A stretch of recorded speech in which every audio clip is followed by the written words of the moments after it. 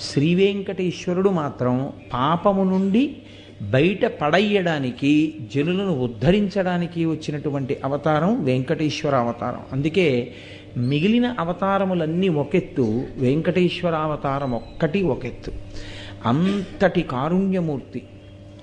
అందుకే తిరుమల వైకుంఠమనగ గైసేసిన మీ సలలిత కరుణాహృదయము కలనైనను మరువరాదు కంజదలాక్ష అంటారు.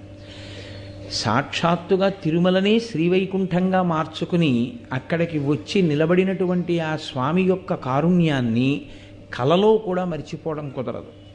అంతటి అనుగ్రహ ప్రదాత. వెంకటాచల క్షేత్రం గురించి చెప్తూ పెద్దలు ఒక మాట అంటారు. స్కందపురాణంలో ఈ విషయం గురించి ప్రస్తావన ఉంది.